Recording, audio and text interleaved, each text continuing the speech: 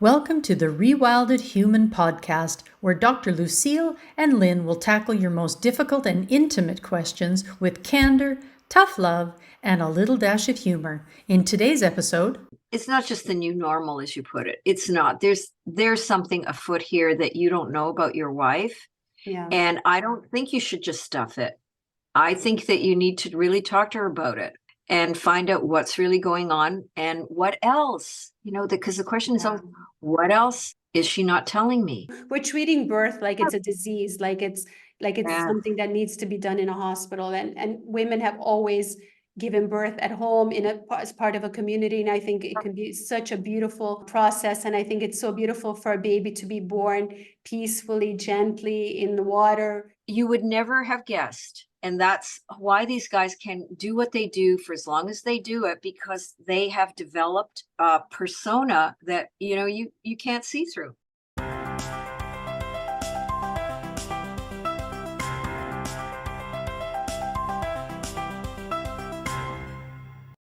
Hello, everyone, and welcome to episode 33 of the Rewilded Human podcast. I'm here with my beautiful co-host, Dr. Lucille Nekas, and we're going to jump right into your questions, guys. Thank you so much for sending us your questions, and keep sending them so we can answer them the best that we can. George is in a sticky situation. Hello, ladies. I know you have mostly female followers, but I really enjoy your show. I come to you with a very embarrassing question.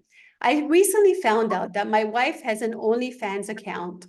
I was really shocked and upset, but when I consulted her, she told me she was only selling foot photos and nothing graphic. I'm not sure if I believe her or if I'm okay with any of it. Just the fact that she hid this from me has me really worried. Is this the new normal? So the lady is selling kinky foot photos on the internet without the husband's knowledge. I mean, is there really a difference? I mean, obviously those photos are being used for sexual purposes if someone's paying for foot photos. So does it make a difference if it's a foot or a breast or a vagina? Like, does it actually make a difference? That's right. That's a very good question. I don't think it does, really. Now, I don't know if she's actually gone so far as to have sex with any of the customers, let's put it that way. Yeah. But a lot of the time it does go to that. It's not just that this is left as foot fetish photographs and that's it. Sometimes the women or men who are involved in this, they do actually prostitute themselves. I did not know that. I innocently thought that OnlyFans was just, sending photos or having access to, no. And I understand that that's the premise of it. Once you start on that, it depends on, where your mindset is. Yeah. And why would it be something that George, your wife, would be interested in doing? I mean, there are so many more questions about this than answers, right? Mm-hmm. And I can understand, I'm really empathic to you, George, that you would feel completely shocked at this. You have every right to be not okay with it, I think. Absolutely every right, because you don't know how this started, how long ago this started, why she decided to do this, why she kept it a secret from you. If she was, if this for her was just, light fun and entertainment and, she can make an extra few dollars a month. I don't know how much they make on this stuff, but anyway, I don't know.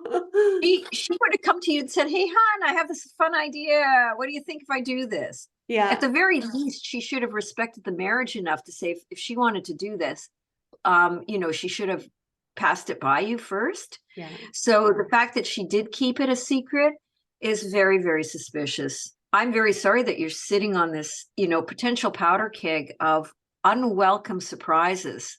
Mm-hmm. Because it's not just the new normal, as you put it. It's not. There's something afoot here that you don't know about your wife. Yeah. And I don't think you should just stuff it. I think that you need to really talk to her about it and find out what's really going on and what else, because the question is, what else is she not telling me? Should he set up like a fake account and subscribe to her? I would. OnlyFans to see actually what's going on, because I don't think she's going to be honest with him. Then you end up being deceitful too. Mm. And that's a tricky thing because George, it depends on your value system. If you have a very strong value system and it's important for you in a relationship to be upfront and honest, then you're going to be uncomfortable likely if you're doing that, if you're going in undercover to find out what she's doing. Yeah. But I mean, people do it all the time. Another thing that I see a lot of is women who suspect their guys are cheating on them, who will insist on checking their cell phones. They'll insist on checking their cell phones, right? And I'm thinking, well, you know what? If you're policing your partner that way, even if they're agreeing to it, what does that really say about the relationship? Like, you're going to have to you're all constantly suspicious, and there's no way of really gaining genuine trust because you're always supervising, you're always policing. Yeah. Yeah. And some people are okay with that, they can live with that. I think everybody has to determine what are their values, what is the line that they will not cross, and to respect themselves and their partners enough to go after the truth. But then you can talk to Lynn, who has other ideas. Yeah. I'm just thinking, like, how much can you make? Because I've got like really ugly duck feet, but maybe that's like a fetish for someone. And, and maybe I could be making like big bucks. And my husband would probably say, like, if somebody pays to see those feet, you go ahead, hon, you do you. He would be like totally supportive. Okay, sorry, George, we're not making fun of you, but all jokes aside. No, we're not making fun of you because it's a painful situation. No, it's a very painful situation. We're just making fun of women. Yeah, we're making fun of me, and that's fine. That's why I'm here for. Lucille's the brain, and I'm the clown. Don't buy it, anybody. She's the real brains behind all of this.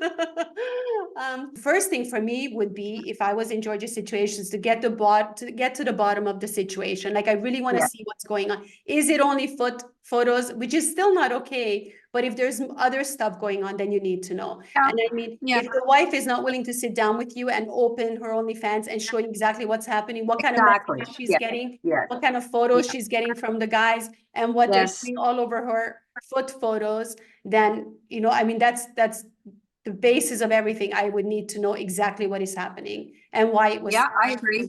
Withheld from me, why the information was withheld from me. And then at that point, you can reevaluate to see, okay, how do I move forward? How do I trust her again? Am I okay with what she's doing? Is she willing to stop what she's doing?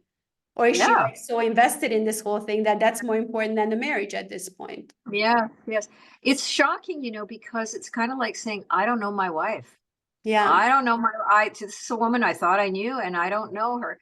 So it's, once you get through that line of investigation, if she's willing to go along with that, then you have, is she genuine in, saying that if she does say that she just will never do it again and is she genuine? I mean, then there's the whole road of, how do you get back into trust? Yeah. That's the tricky part. And what happens with the money? Where's the money going that's coming in from? Yeah, where's that going? Very important point. Is that going into the joint account, or is that going into a private account? Yeah. Like, there's just a ton of questions about all this. And George, wow, this is going to be a project for you. You're in it now, and I certainly wish you all the best in getting down to what's really going on, and then asking yourself the real questions about, well, where do you want to go with all of this? Yeah, it's hard. Very hard. We wish you all the best, George, and write back to us and let us know, how you were able to resolve this, and hopefully you guys can come back from this. Yes. Yeah. All right. Our next question comes from Sandra, who wants a natural birth. After many years of trying to conceive, we are finally expecting our first child, and I'm so excited. Congratulations, by the way. Congratulations. I want to have a natural home birth, but everyone's telling me it's dangerous and irresponsible. Even my partner is strongly against it. I know in my heart this is the right thing for me and my baby. How do I convince others that I can get the support I need? Well, I think this is a perfect question for you, Lynn, because I think you were in that situation, right? Where you were going for natural birth. Yes, I had a home birth, a home water birth. I didn't really get a lot of slack from people because they just knew, like, you don't mess with me when it comes to my health, my baby. Like, no, that, you know, my husband was very supportive. I was very lucky. I think the most important thing, first of all, Sandra, you know, it's your baby, it's your body. You want your husband on board. Of course, it's really important to have his support. But ultimately, I think the birthing process is such a beautiful, emotional thing. And I think you have to ultimately make that decision. For me personally, I was more afraid of hospitals than of giving birth and of not having control over the whole situation. And I mean, I was living, I don't know what country you're in, I was living in Canada. Home births are illegal in many countries, which is shocking to me. I had an amazing team of midwives. There was all the equipment in case of an emergency in the corner. So, you know, they are so well prepared. I think you get a lot more attention, a lot more of everything, you know, care and everything that you would get in a hospital when you're lying there. And then it's like every half an hour, someone comes in, checks you, and then they're gone. They were with me the whole time. I always felt safe, secure. They will never take any chances. If there anything goes wrong, they're into the hospital immediately. For me, I have zero problems with home birth. I think it's the most natural thing in the world. I think it's the best place to have your child. I think it's the healthiest, most natural way to give birth without all the lights and the, you know, and the stress and the medications. And we're treating birth like it's a disease, like it's Yeah. something that needs to be done in a hospital. And women have always given birth at home as part of a community. And I think it can be such a beautiful process. And I think it's so beautiful for a baby to be born peacefully, gently in the water, you know, and when they don't cut the umbilical cord right away, the baby's placed on your chest and is allowed to nurse. And I think it's just such a beautiful, beautiful experience. And, you know, my heart bleeds for these ladies that are in the hospital. You have a 50% chance they're going to do a C-section because they simply make more money with that and it's easier for them. So you're not even given a chance in those freaking hospitals. Sandra, I'm with you completely. But ultimately, it has to be your decision. Ultimately, your husband has to also agree because you guys need to be in harmony for this. I think this is really important. As far as what anybody else thinks, I don't think it should matter. I think if you feel comfortable and you have a good team of specialists, you know, midwives with you who are doing this 24/7 and they are probably better than any OB/GYN in the hospital, then it can be a really, really beautiful thing. Lucille, what do you So think? Lynn, I'm just going to ask you, Lynn, then, you didn't have this problem, but Sandra does. So what do you feel she could do to try to convince, well, especially her husband? I'm not sure Yeah, you need to convince anybody else, but your partner really needs to be on board with this. So yes. Lynn, do you have any ideas of what she could do, what resources she could pull Well, on I to? think the most important thing is to have information. I think people are just scared because they don't know how the whole process works. I would recommend for her to, you know, make an appointment with some midwives and sit down with them and have them talk to her husband to explain the whole process and to explain how trained they are in this area and how rarely anything goes wrong. And if anything, if they're in doubt about anything, they will ship you to the hospital right away. If you've gone over your due date by more than a week, you have to go to the hospital. So the circumstances have to be perfect for a home birth. Otherwise, they will not take a chance. So that's the first thing to remember. You can also, you know, watch videos of home births and how gentle and how beautiful it is. And there are also a lot of groups, I'm sure, on Facebook and forums online where you can chat with other ladies or other fathers as well to see how their experiences were. And I think that will really help to put his mind at ease. But if he has like that type of mind that only doctors, only hospitals, that's the only way, then I think you guys can have a lot of issues later on with the child as well when it comes to, you know, vaccinating, medications, how you're going to raise the child, everything else, you know, every time the child coughs, is the husband want to take the kid to the hospital and get antibiotics and everything else? Or, you know, how are you going to raise this child? These are also things to consider and think about now. Yeah, those are really, really good points. And I don't want to go into graphic detail, but I experienced it at the other end of it, which is during my training, I had to Yeah. do OBGYN Mhm. round, and I was at births, and whew, to be perfectly honest, they are brutalizing. Yeah. It's just horrible. And this is like societal illusion that somehow this is the best way to go, is to have a hospital birth. But if you really look at them with an objective pair of eyes, it's torture. It's a And, satanic ritual.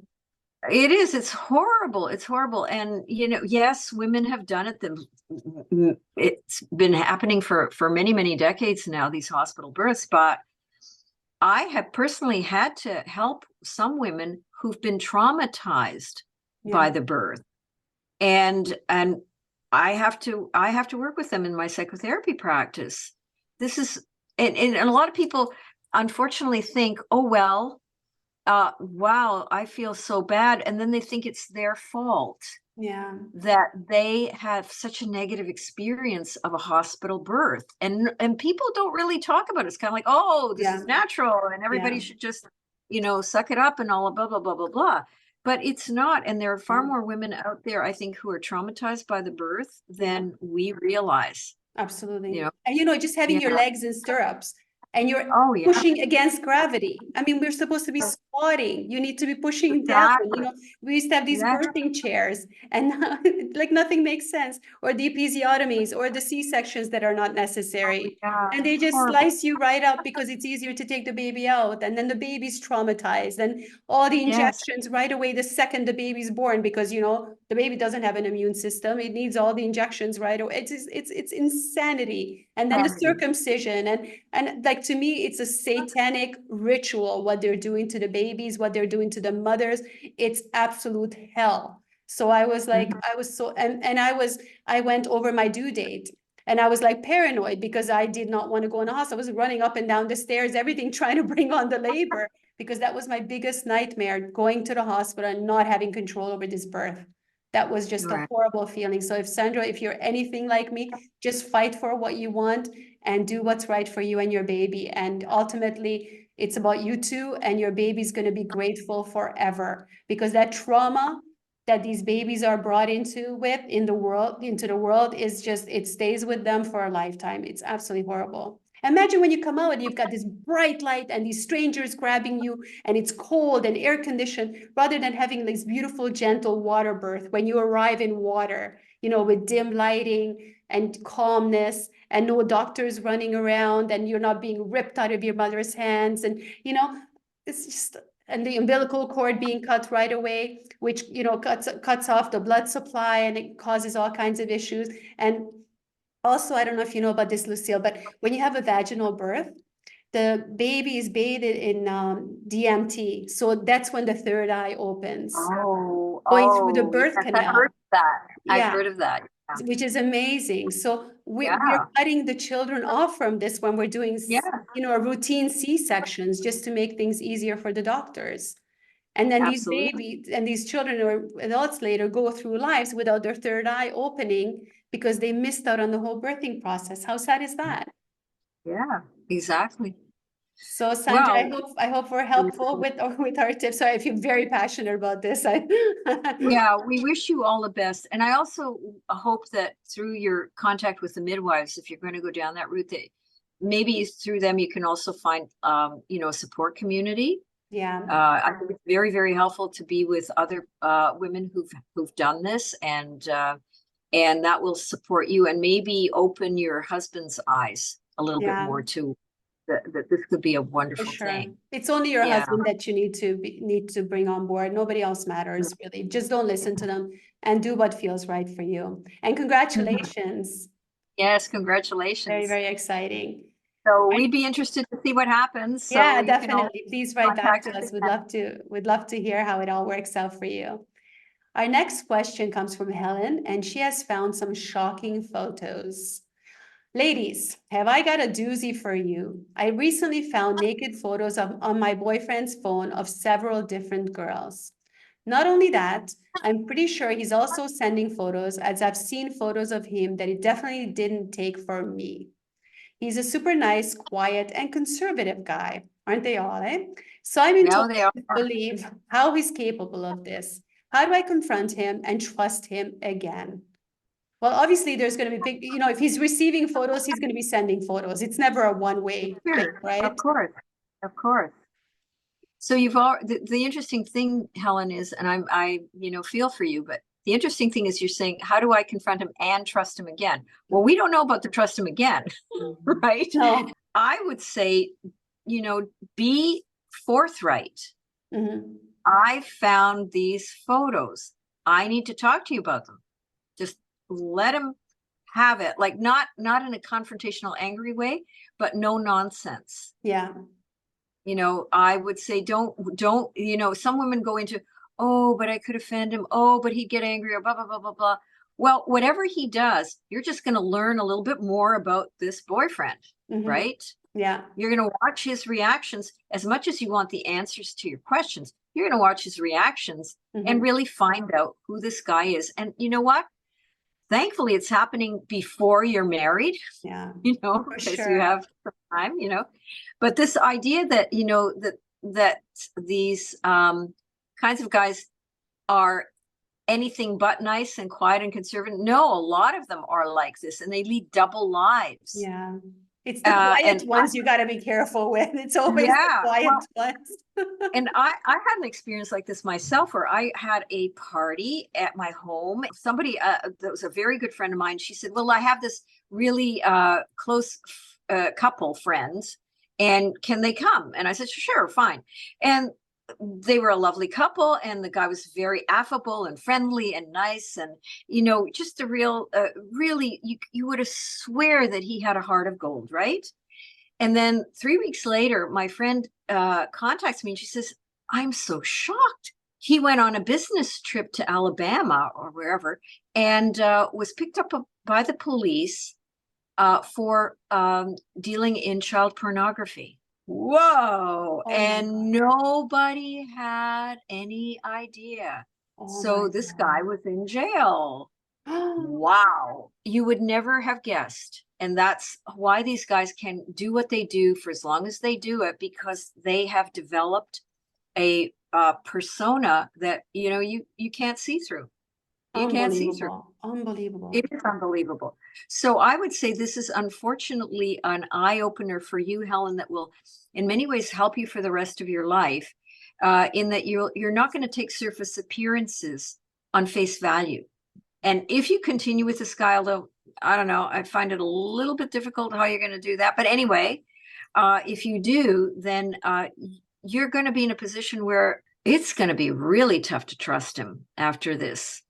It's going to be and you're going to have to be, and you are probably automatically going to be constantly wondering and questioning, and it's going to be really hard to relax around him. And he's not going to stop. I mean, if this is what he's doing, people don't really change. If this is like an addiction to him or whatever, but I just think that's the kind of person that he is. He's a cheater and he's a liar. He's not going to get any better. I just don't understand why people have to even think about confronting someone when it comes to situations like this. Well, you know what? How have we been prepared to deal with confrontation? We haven't. Yeah. We don't know how to do arguments. We don't know how to do differences of opinion. And I don't know, maybe Helen, perhaps, you had a really strong feeling for him. Maybe you love him very much. Maybe you've had a story in your mind that this is the love of your life, and you have a picture of your future together and all the beautiful things you're going to be doing. And so you've had a very powerful incentive not to maybe see things that are a little bit contradictory. And the death of a dream, the death of a dream is very, very painful. It is. And so sometimes even when people are ready to confront, which a lot of people are very reluctant to, they're facing the death of their dream, possibly, right? Yeah. Something that they really believed in, they invested their heart and soul into. And so sometimes people will tell themselves stories like, oh, it's really not all that bad. And, I believe him when he says he's not actually meeting with these women or whatever, Yeah. It can be very, very hard to kill your dreams. But if he's not meeting with these women, does that make it okay? If it's only photos? Well, as you said, it's very unlikely that it's just stopped at the photos, right? So obviously we can't tell you what to do, Helen, but I would just say, your best bet to protect yourself and, maybe pick up the shattered pieces of your life at least is to, face the truth right now. Just face the truth right now and talk to him. Because it's going to be eating you up inside. So it's better It will. If I would find something like that, I would be there in a second. What the freak is this? I would be there. I would not be sitting on it and stewing on it for weeks. Oh, what should I do? Should I ask him? Oh, like I would definitely not be doing that. You just got to get it out of your system and find out what's going on. Like rip off that Band-Aid. Right? Absolutely. I agree with you. So, Helen, that's our advice. And whether or not you can trust him again, well, you're going to find out. That's the unfortunate journey you're on right now, but it has to be. Yeah. You have to do it. Yeah. But good luck, Helen. Rip off the Band-Aid. Yes, rip off the Band-Aid. All right. So now we go on to Grace, who is celebrating her win alone. I've recently lost over 100 pounds and feel absolutely amazing. The issue I'm having is that not everyone's happy for me. I have friends and family commenting on how sickly I look, how my skin sags. I look anorexic and I looked better before. I feel really good in my skin now, but all this negativity is really getting to me. Excuse me. How do I get them to stop? People are so nasty. Yeah, people are very, very nasty. You lose weight, you get successful, you become successful, make money, anything, all the haters going to come out. Well, congratulations, Grace. I mean, losing 100 pounds, well done. That's absolutely amazing. That's right. Exactly. And hopefully you've been checked by, I don't know who you're working with, whether it's a naturopath or a regular doctor, that you can at least be reassured that you're still very healthy, that's a huge weight loss. And sometimes it's hard on the body to get accustomed to that, as you, Lynn, know, because you've dealt with a lot of people who are in this position. And I would just suggest that, if you feel and your doctor, health and wellness practitioner feel that you're healthy, that, how you're feeling on the outside is how you're doing on the inside, then you may need to reevaluate your friends and family network. Now, on the other hand, too, sometimes people do, and I'm not saying, Grace, this is your issue, but sometimes people do see themselves in a better light than how they actually appear. There are lots of people who lose like tons of weight and they do not look healthy. And as I say, I don't know if that's your case, Grace, but sometimes if we've got lots of people telling us the same thing, we might want to take an objective look at ourselves and say, well, are they in any way right? Because you don't want to miss anything. You've had this amazing success and you don't want to possibly face the consequences that you've made your body go out of balance in a way that's hard to come back from. Yeah. But you have to look at where the questions are coming from. Sometimes people that are still overweight and they are very resentful because you did what they can't do. And that's right. So you're surrounded by a community of people who are overweight, and that's the culture you're in. Then Lynn I agree totally with Lynn. Then you have to, if you're a little bit older, especially like, when we have a bit of fat on our faces, it helps smooth everything out. I mean, I lost 12 kilos a few years ago and definitely makes a difference in your face because, my face was like really round and then your face becomes more gaunt. So somebody could say, oh, you look sickly or whatever. You don't look as good. You look older, but you know that you're much healthier. So, I mean, I used to have this especially with my husband's family. And, I didn't fluctuate a lot, but even like 5-10 kilos up and down. And it's like, if I would lose some weight and I would feel good, then the family would say, oh my God, your wife is anorexic, especially the grandma, like from the village and everything. Why don't you feed your wife? She's too skinny. She looks so scrawny. And then if I would gain a few kilos, then the rest of the family, oh, she's getting a bit chunky there. It's like they would just say it to your face and everything. And it's like, you can't win. Like, what is the perfect weight? How do I make other people happy? I'm either chunky or I'm anorexic and nothing's good enough for anyone. So people are so judgmental.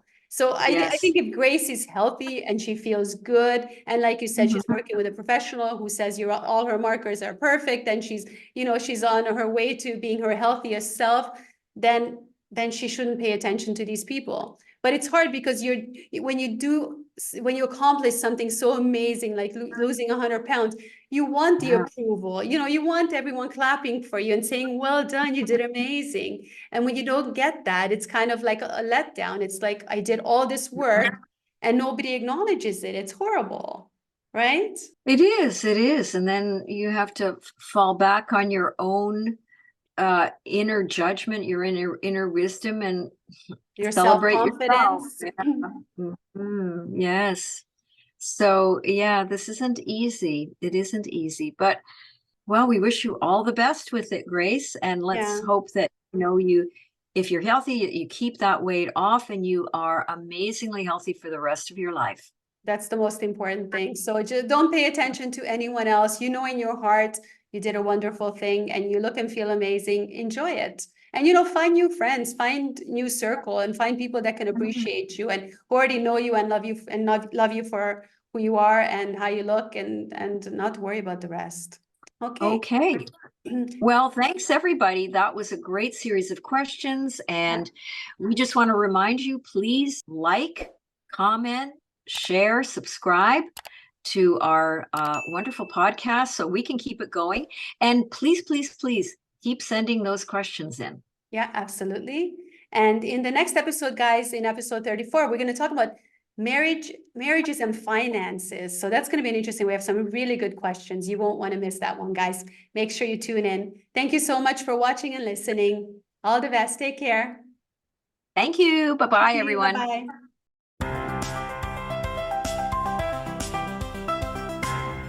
Please be aware that Lynn and I are here to provide insights, advice, stories that are for educational and entertainment purposes only. None of our content should be considered to be personal, medical, or mental health therapy. If you are experiencing a mental health or physical health challenge, please consult the appropriate healthcare specialist. We are here to provide the best possible content in an atmosphere of positive conversation and personal growth.